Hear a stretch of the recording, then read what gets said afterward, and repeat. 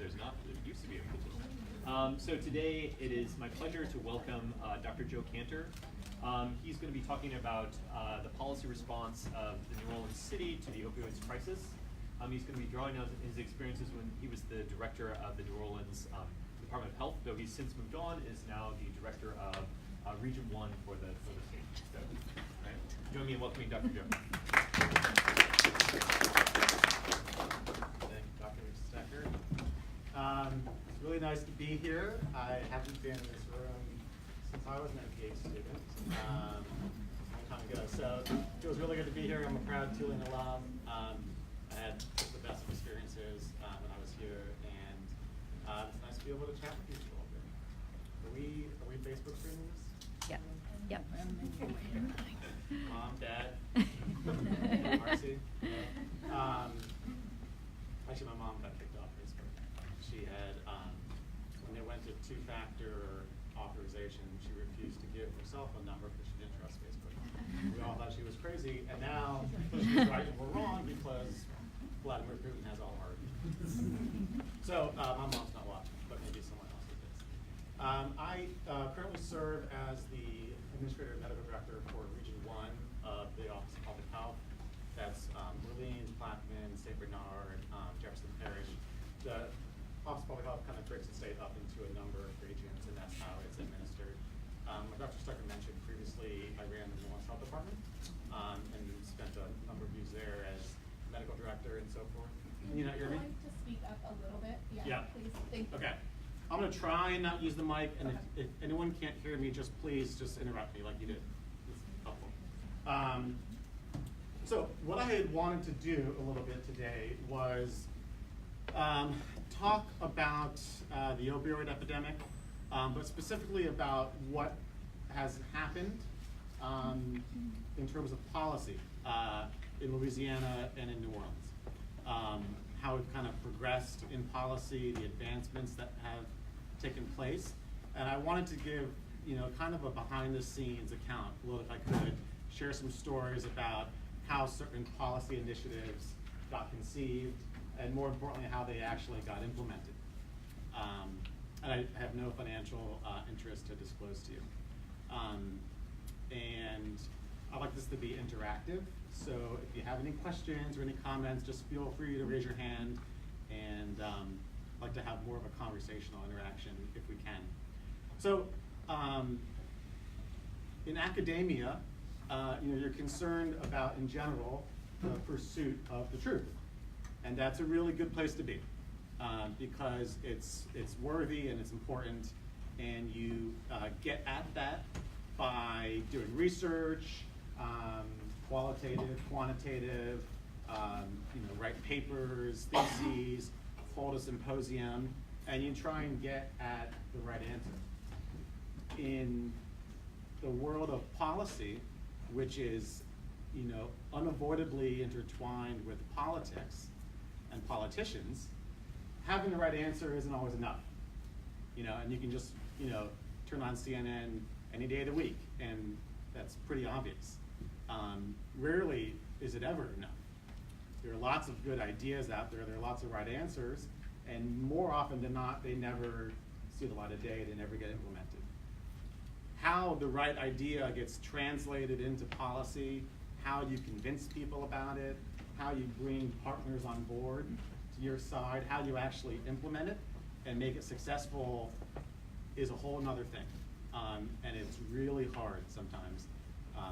So what I want to do today is kind of, specifically for the opioid epidemic here, give a little kind of behind the scenes account of how those battles were waged here, and what worked and what didn't work, and where we were able to succeed and where we weren't able to succeed. So first I'm going to talk a little bit about Naloxone. So Naloxone is the overdose reversal medicine. It goes by the brand name Narcan, trademarked. Naloxone is the generic name, same medicine. One of the all-time safest medicines ever to be produced, ever. I'm an ER doc by training. I still work in ER at UMC. I give Narcan 2-3 times a shift on average, and I can tell you, in complete honesty, it's the safest drug I give all shift. Safer than a bag of saline. You cannot hurt anyone with it. You can't overdose on it. There's no abuse potential. It doesn't get you high. You really, it's got a very wide therapeutic window. It's really hard to give too much of it. If you give it to someone and they happen to not be overdosing, nothing happens. No high, no low, nothing at all. And it works instantaneously.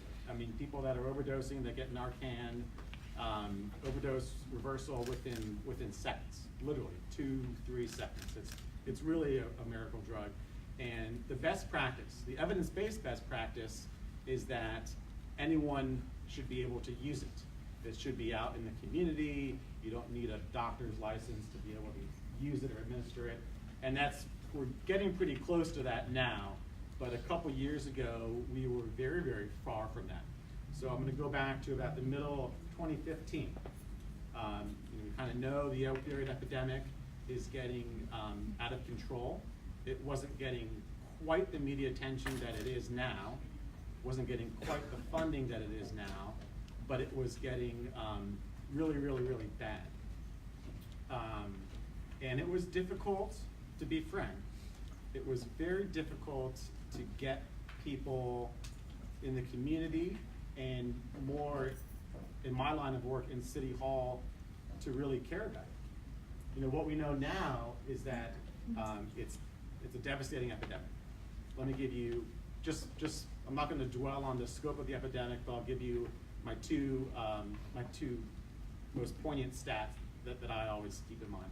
So the New York Times ran a nice article in the middle of August this year, about a month and a half ago. So total overdose deaths from 2017 came in at 72,000. What does 72,000 mean? Just to put it in perspective, let me give you a little bit of comparison of what 72,000 deaths mean. So at the peak of the US gun epidemic, the year that we had the most homicides from guns, that was 1993, there were 18,200 deaths. At the peak of the HIV epidemic, 1998, we had 50 deaths. The year with the most auto accident deaths on record for the US was 1972. That was just before we started to introduce seatbelt laws, states first and then nationally, and that totaled 52,000 deaths. Totality of the Vietnam War, US casualties equaled 58,000 for the whole war. So 72,000 in 1 year is a lot, and we had really hoped that by 2017 we would see the epidemic dipping down. It's not. The other stat that I always keep in mind, this is from a JAMA article a few months ago. In 2016, 1 out of every 5 deaths in young adults aged 24 to 35 was from opioids. 1 in every 5. Crazy, crazy stat. So those stats were more or less real before they were published, in 2015 or so. But it was very difficult for us in the health department in the city, to get other people, other city departments, to really care about the opioid issue the way that we did.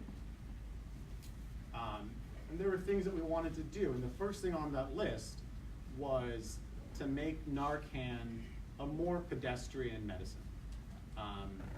The state of play at that time was the fire department carried it, EMS carried it, certainly any hospital carried it, and that was about it. But we knew from best practices across the country, from a few different progressive cities that had been pushing it out farther than that, it's safe and effective and totally appropriate for layperson use.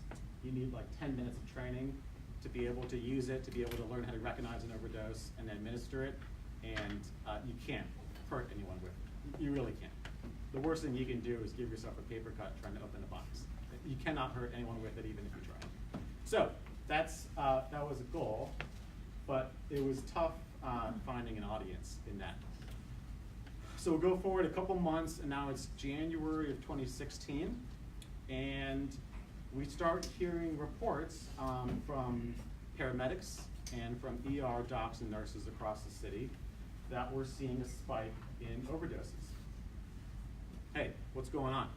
I saw 6 overdoses this shift. I usually see 2 or 3.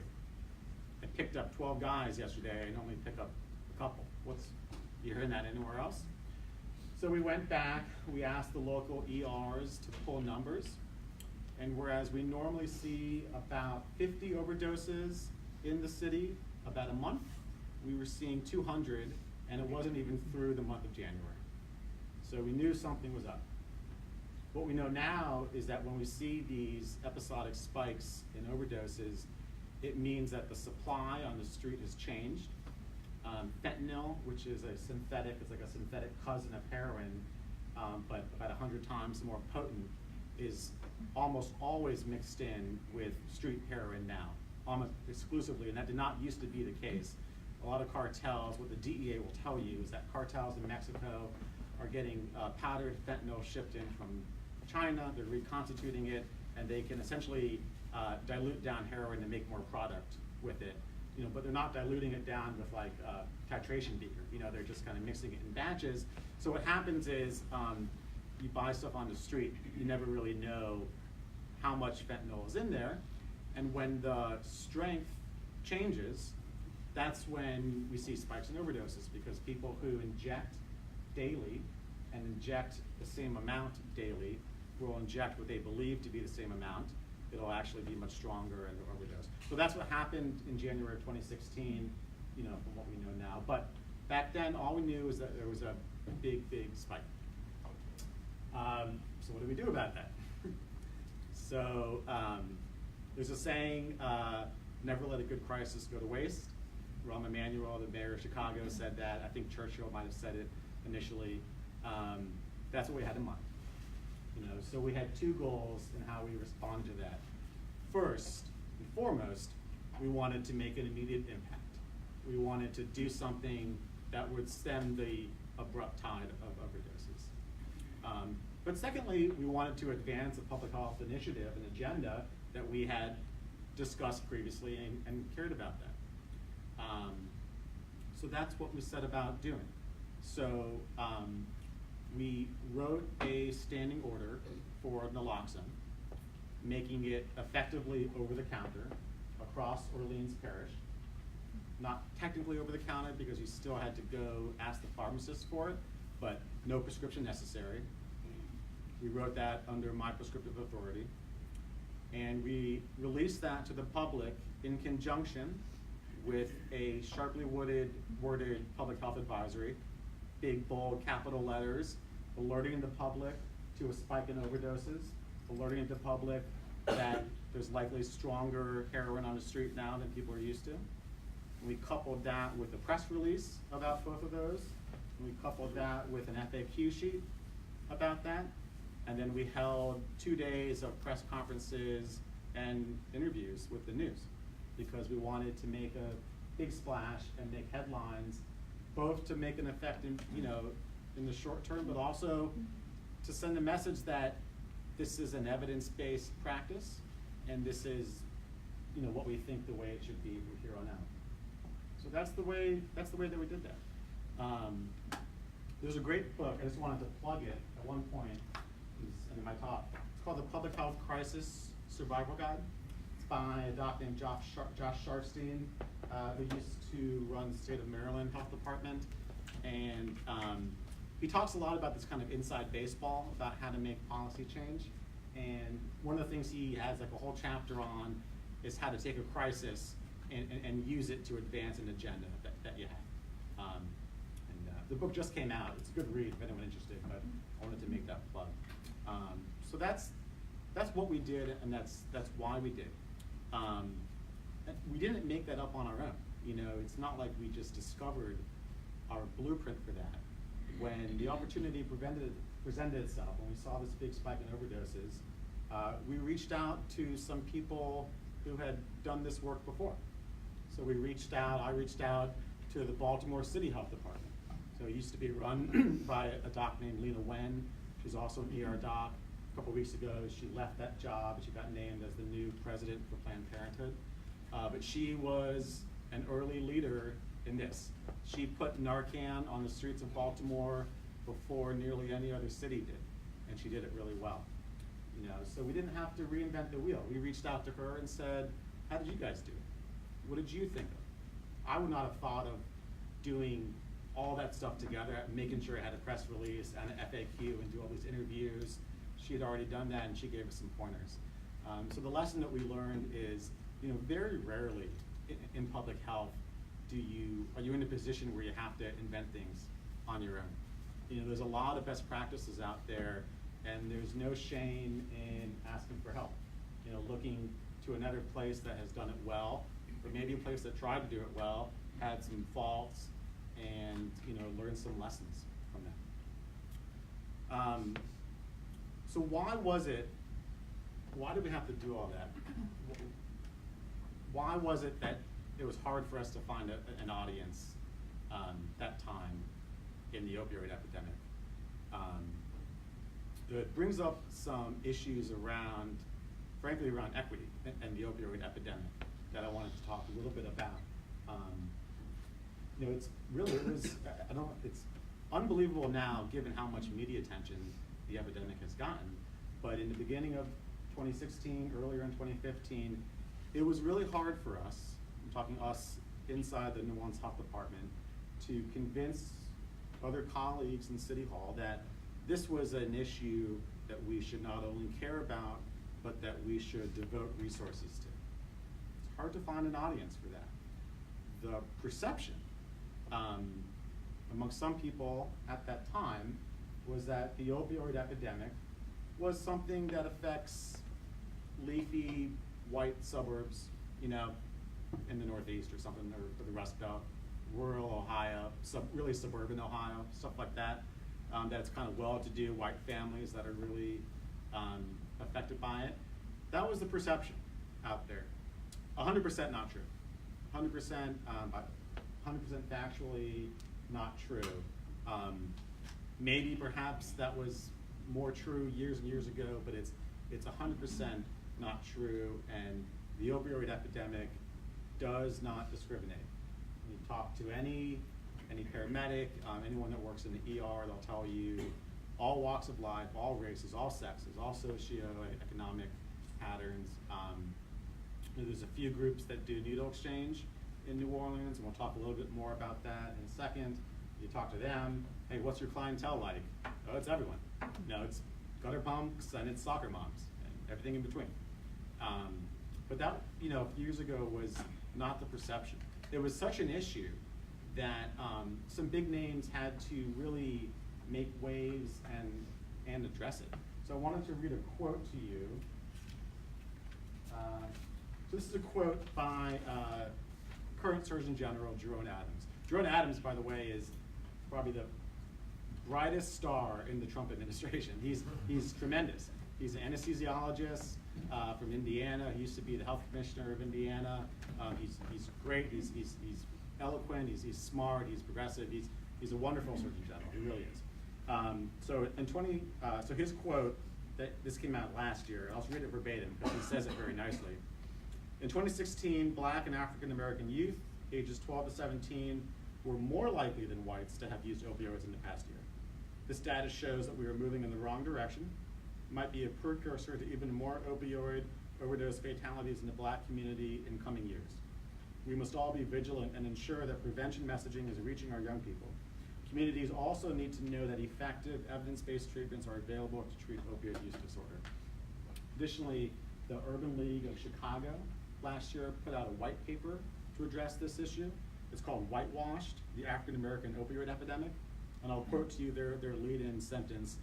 The opioid epidemic has largely been portrayed as a problem affecting young whites in suburban and rural areas.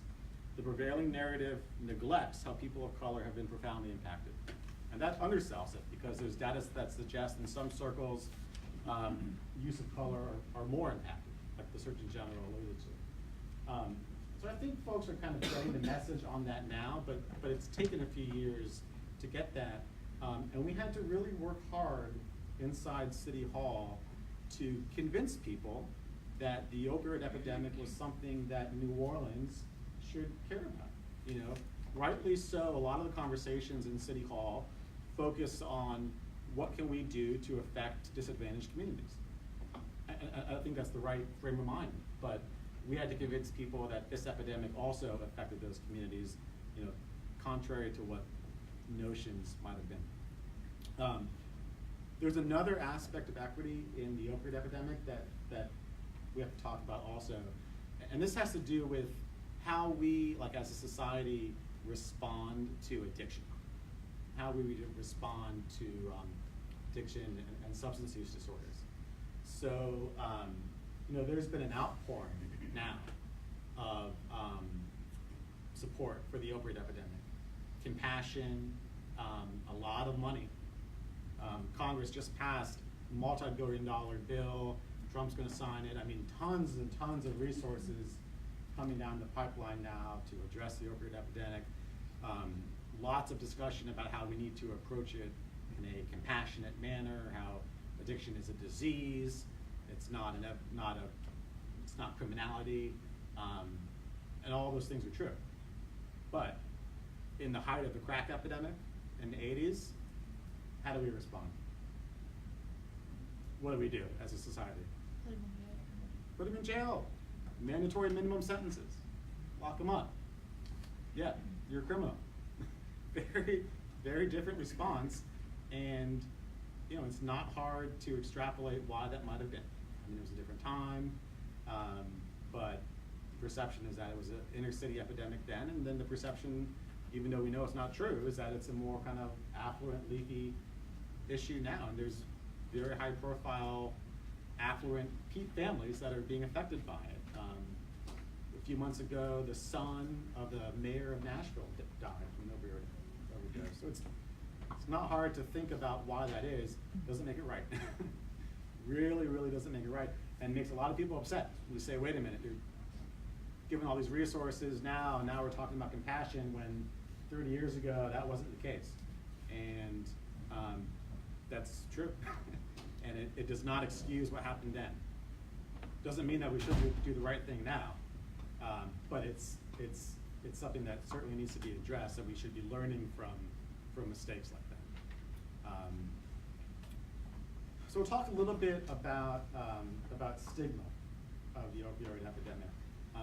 Even so, there's a lot of talk about compassion. We still stigmatize addiction in a way that we don't stigmatize other diseases. Addiction is a disease of the brain, but even still, we think of it in very different terms than we do other diseases. Let me give you an example. So, the term drug abuser or opioid abuse, drug abuse, the term drives me nuts because it's oftentimes not true at all. So let me give you kind of a stereotypical patient who suffers from opioid addiction. People have lots of different pathways into addiction. Everyone's story is different. Whenever I have a patient in the ER who's there for an opioid issue, I always ask them, how did you start injecting drugs? And they always tell me. I mean, they're very upfront about it. But everyone's story is different. But one story that I've heard many, many times in different forms, and I also am thinking of a personal friend, goes along like this. So he's a 40-year-old high-functioning professional. I mean, like suit and tie type of person, has a nice, stable job. Chronic back pain from an injury, from a car accident 10 years prior. Goes to see, this is a few years ago, this is the person I know, goes to see primary care doctor. Doc, I'm having back pain, ibuprofen doesn't work. Okay, doc writes him for Percocet, 5 milligrams, 325, once a day, as needed. Simple starting dose, and that works. That feels great. He's able to go to the gym, he's able to play out with his kids. He gets functional improvement in his life, which is what we're looking for when we treat pain. How much do you improve functionally? And in the short term, nothing treats pain like an opioid. No question about it. The problem is that body builds tolerance, physiologic tolerance, very quickly to opioids. And that's not a knock on someone individually.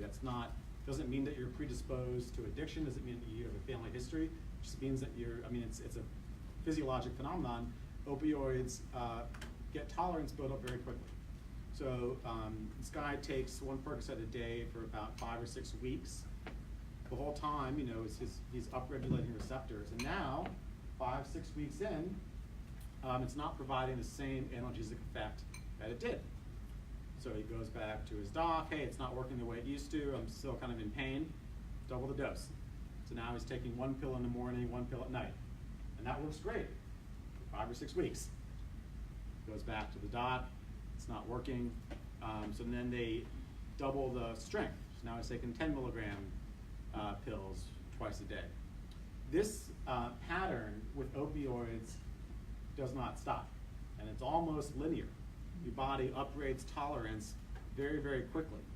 That's why someone who is a daily injector can inject heroin and not overdose on that.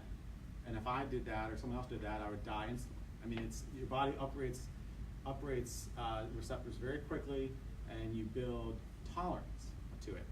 So flash forward 3 years, this guy is now taking 90 milligram equivalents daily.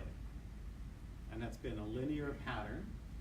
And the reason I'm making this point, well, I'll get to that in a second. But so he's taking 90 milligrams daily. He's lucky because he has means, and he's able to find a clinic or a doc who's going to prescribe that to him. A lot of people aren't. A few years ago, the Louisiana State Board of Medical Examiners revoked more medical licenses per capita than any state licensing board. We're shutting down a lot of pain clinics for good reason. A lot of them are shiesty. Not all of them, but some of them are. We're shutting down pain clinics, so people that were getting a supply of opioids have that cut off and no longer get that. And the problem is that when you get tolerance to that level, you have not only tolerance, but you have physiologic dependence. And when you stop opioids, you go into withdrawal. And opioid withdrawal typically is not fatal.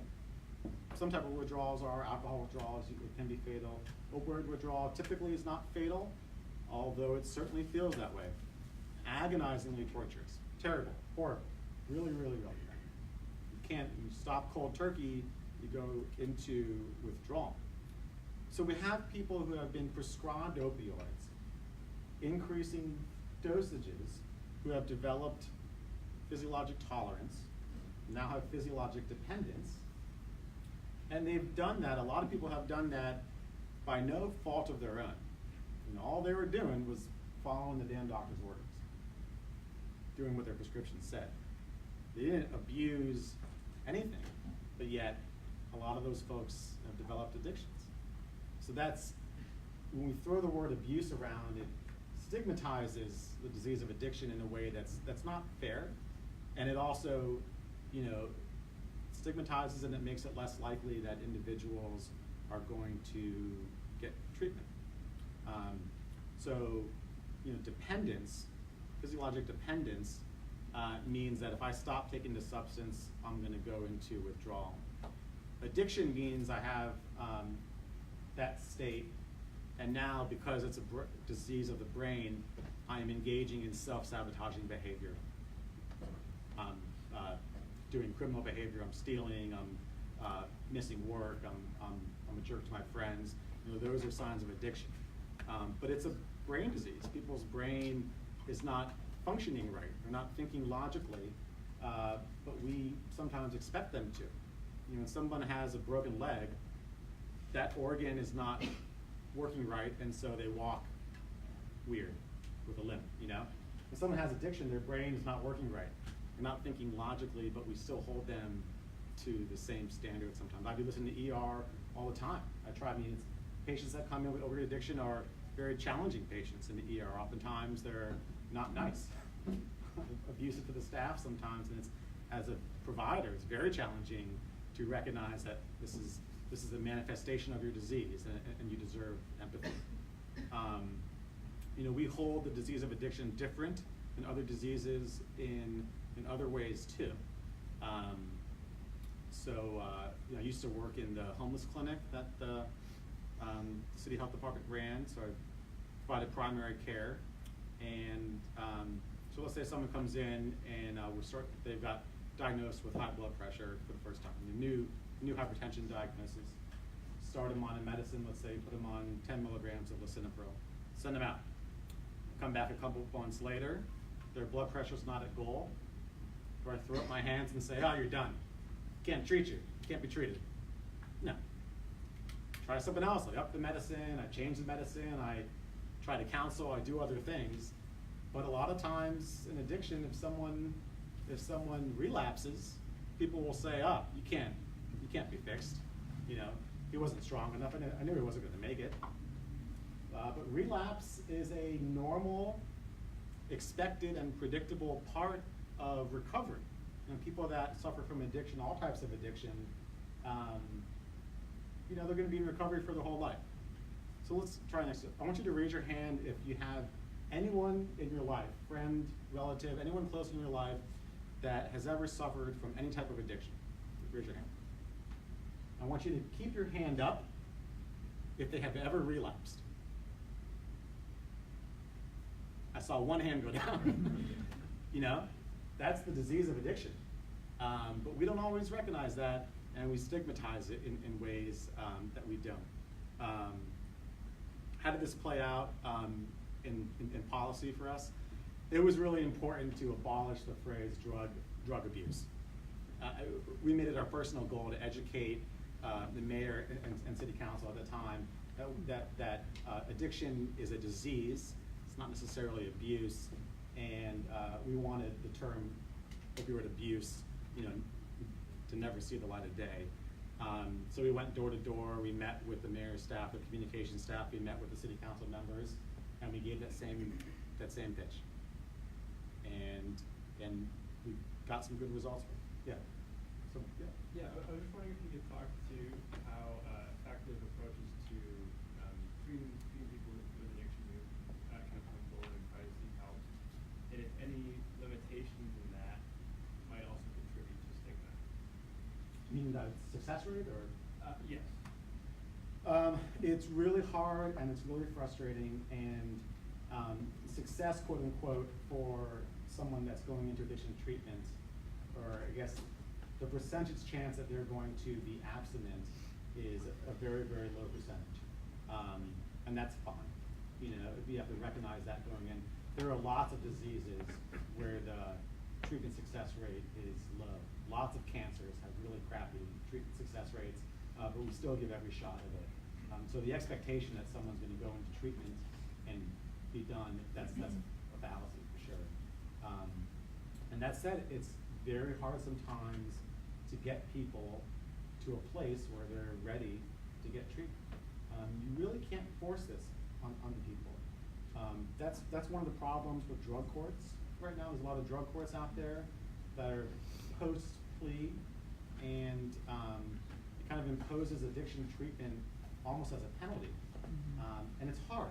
You really, people kind of need to be ready, and the job of, certainly the job of the medical community, public health community, but really the job of friends, relatives, loved ones, is to show love and support, even though that can be really hard and challenging at times, and to do that until the individual is ready, you know, to get treatment.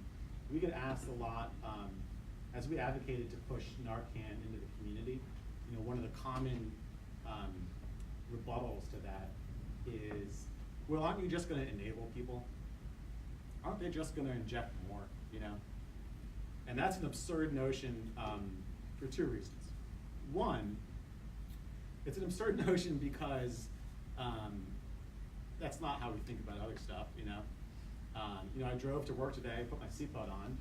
I didn't intentionally run red lights because I knew I had my seatbelt on. I've got a fire extinguisher under my sink in my kitchen. I'm not reckless at the stove just because I know I've got the fire. You know, that's absurd. And it's also absurd because a lot of people who are in the throes of addiction are not thinking logically. Their brain, that organ, is not working appropriately. And so the cognitive thinking of, oh, I have this, so I'm going to be more callous with how much I inject, that really doesn't play. The way I think about it in the ER, because we see a lot of frequent flyers. You know, I mean, a lot of folks I can tell you by name, and they, you know, I can think of a few people that we've reversed easily 10 times. You know, not a lot. I can think of a few names that I see a lot in the ER. The way that I try and think about it is, you know, every time that I bring someone back to life, with Narcan, that's an opportunity, you know, for that person to go into treatment. And they probably won't, but they might, you know. Maybe the next time they might, yeah. Since we're talking about Narcan, I want to show you guys what's out there. There's really three types of naloxone that are out there. I'll give you a quick kind of demonstration on them and show them. So first is the cheap generic one. This is what the fire department carries. This is what EMS carries. And finally, this is what NOPD carries. And I'll tell that story in a second because it's a good story. But it requires a little bit of assembly, but it's cheap. So the way this works is 3 different pieces. This is the medicine in here. This is a little cartridge in here. And when we teach people how to use this, we say the first thing you do is you take off all the colored pieces. So I'm going to pop off this purple cap here. And I'm going to take off the yellow bottom and yellow top.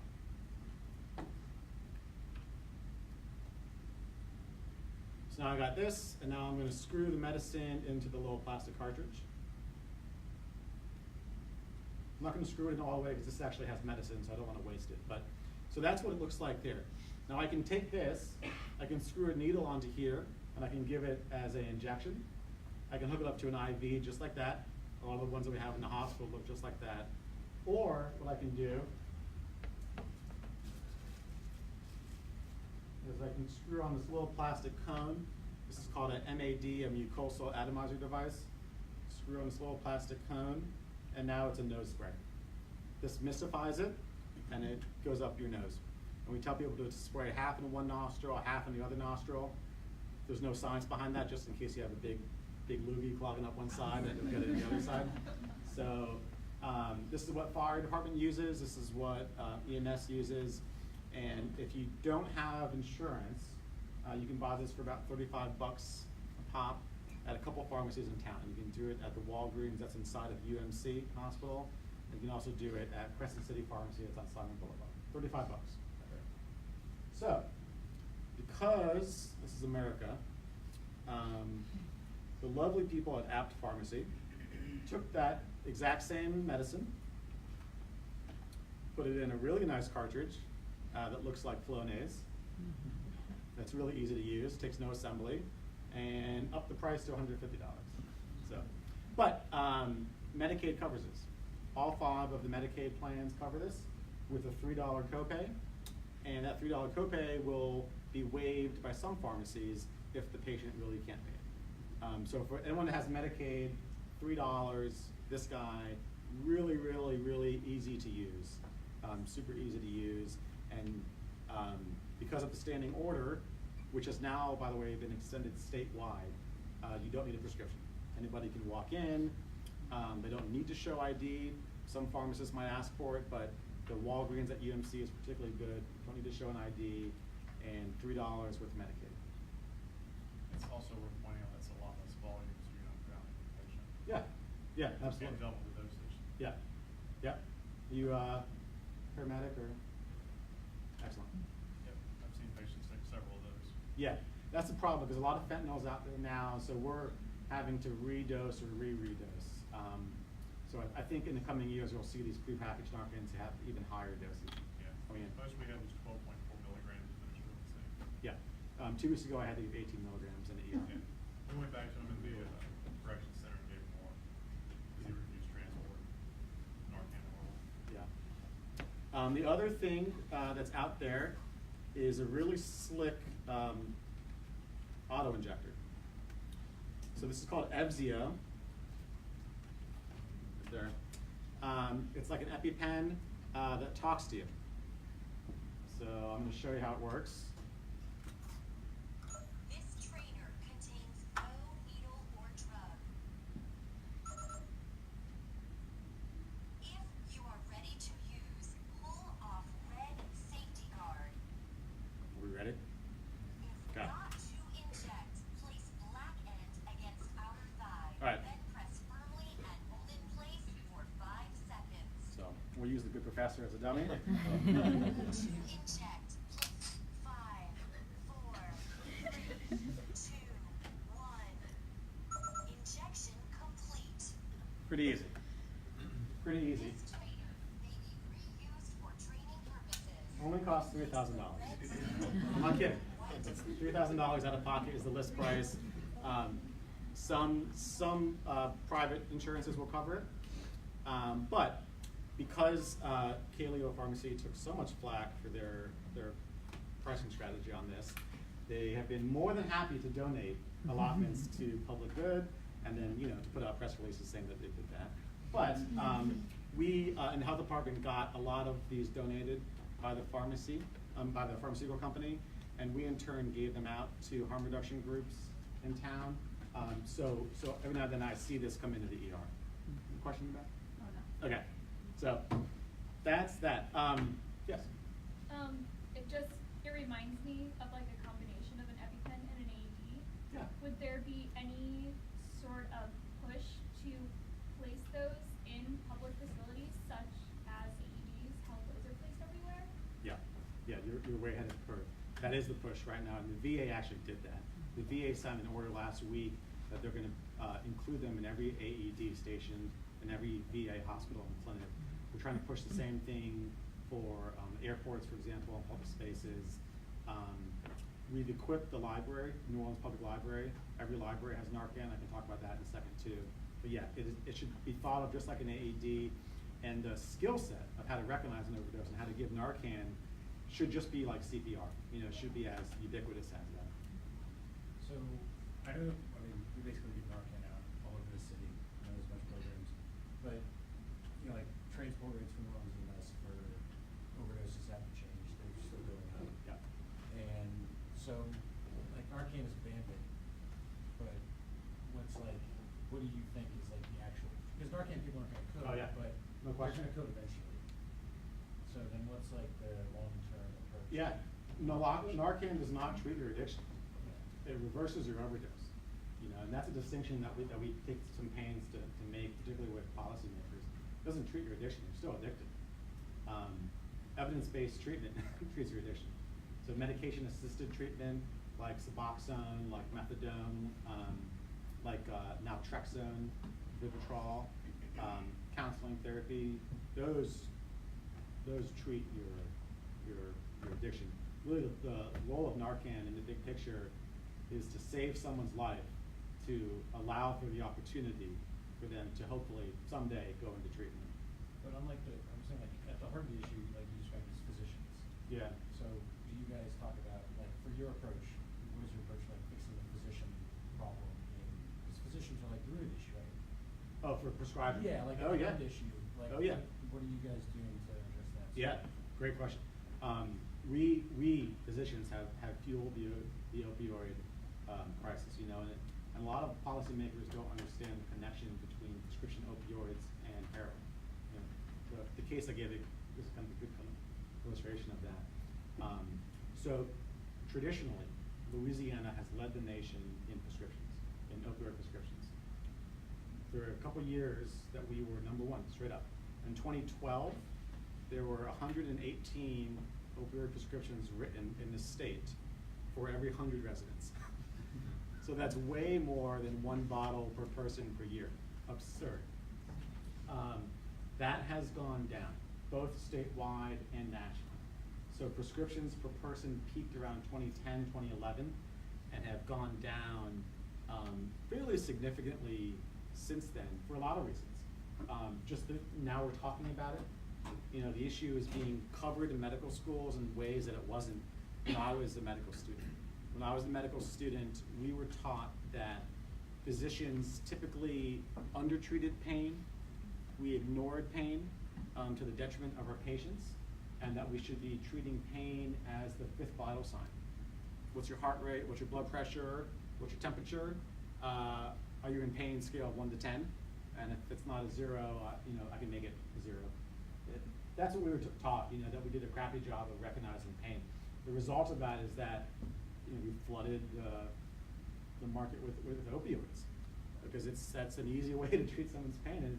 And opioids can be a very good therapy for short-term conditions. You break your bone, a few weeks of an opioid can be appropriate and efficacious, but long-term, because of the tolerance, chronic conditions, back pain, fibromyalgia. I mean, it's a horrible therapy. So there's a lot more recognition. It's being taught in medical schools the way it wasn't. And there's been laws. There's been a legal push. So last year, the state legislature passed a 7-day prescription limit law. So for initial opioid prescriptions, you are limited to 7 days duration. Also now, because of laws passed in 2017, prescribers are required to log into the prescription monitoring program and query a patient's controlled substance history to see if they're shopping around or have other issues. Those are small things, and so it's going down. Probably not fast enough, but it's going down. Yeah.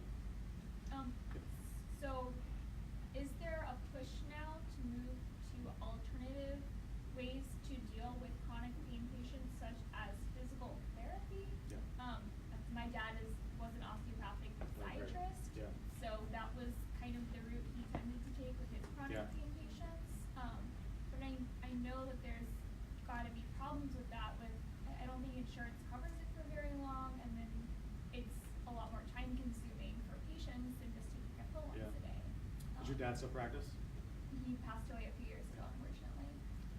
He, 100%. 100%. The challenge is just that. The challenge is that not all of your insurance pays for it.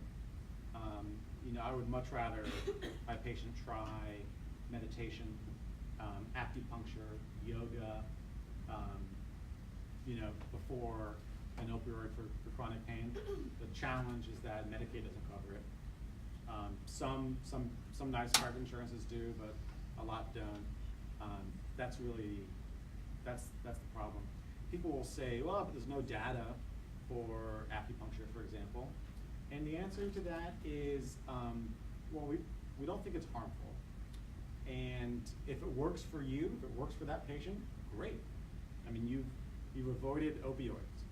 And the same goes for medical marijuana, to be honest. It's the data is slowly coming in, but if that's a way to avoid opioids for chronic pain, then that's a much more safe therapy. So yes, the recognition is there.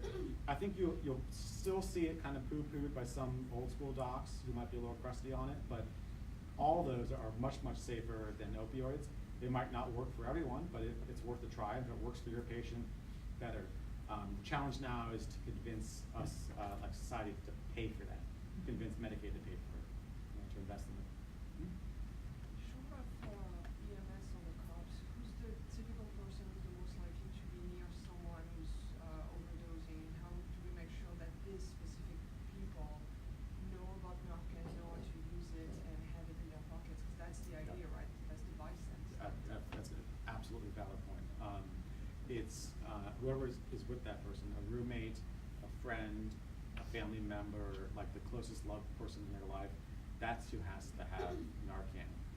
So when we counsel on this, when we do public education in the media, what we say is, if you have a loved one in your life, a friend, a relative, a roommate, who not even has opioid addiction, just uses opioids, pills, IV drugs, whatever, you should have Narcan on hand. You should know how to use it.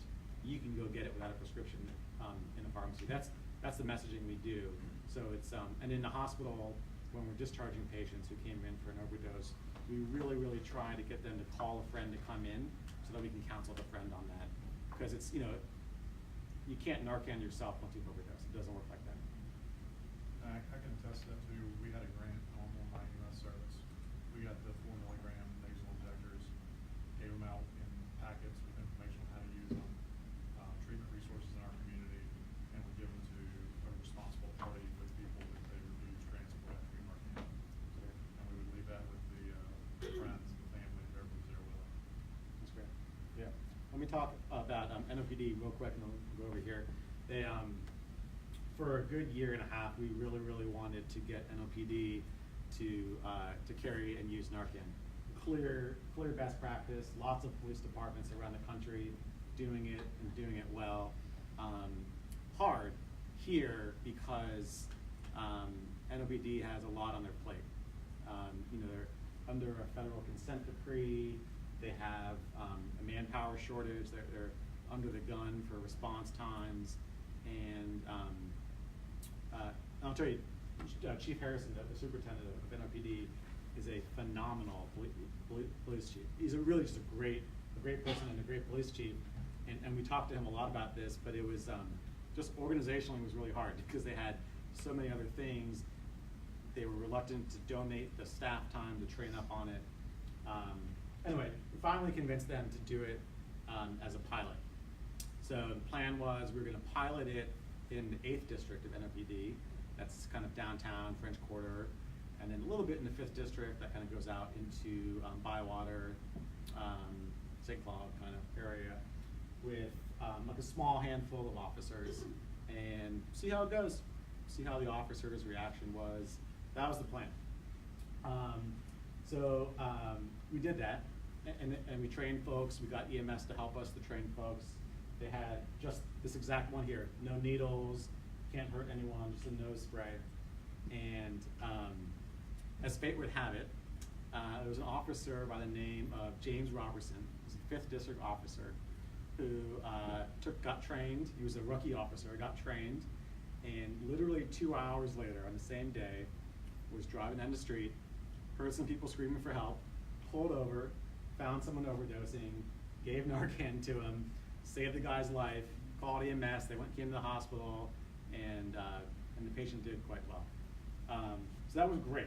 I mean, could not have planned it any better. So what do? We promoted the heck out of that. We filmed a YouTube video of him telling his story in his uniform.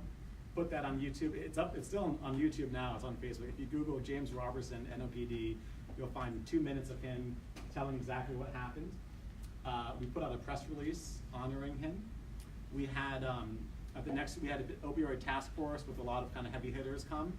We gave him a standing ovation, and we really kind of beefed it up because we wanted to set an example for other officers that this is a way that you can really help people.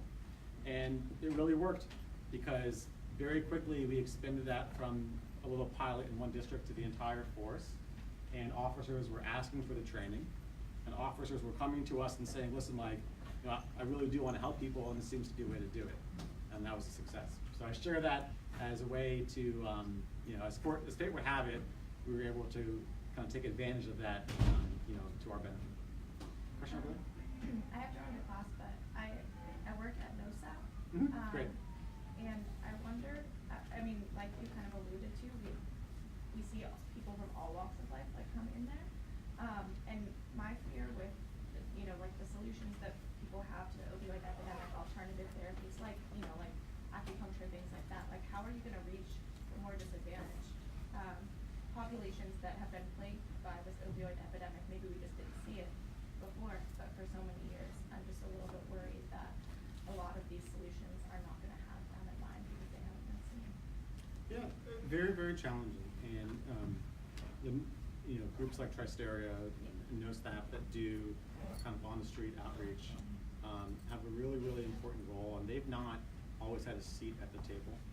We're slowly trying to change that. We tried to broker some meetings between NOSAP or Tristeria and NOPD, like a standing monthly meeting, so that some issues, you know, why are the cops harassing us, you know, can kind of work through those things. But you know, I think public health, I think the authorities need to bring groups like that to the table more. And I think we need to lean on. You're never going to expect people in City Hall to be on the ground enough, you know, to reach a community like that, but they can work with the groups that are. And you know, we have a lot of the tools now that we didn't have before. We have Medicaid expansion, so that's a great, you know, 480,000 people in Louisiana got Medicaid expansion. That's 10% of the state. You know, a lot of folks have access, and through that comes access to addiction treatment. So you know, I think we have a lot of tools now that we don't. It's just kind of engaging the right partners to do that. Any other questions? I will say, if I can plug really quickly, we're hiring. So we have part-time jobs, a couple part-time jobs, one related to opioids and another related to emergency preparedness. So if anyone is interested in learning more, come chat with me afterwards real quick. But I'll leave it there, and it really was a great pleasure to be with you guys. Okay, thanks.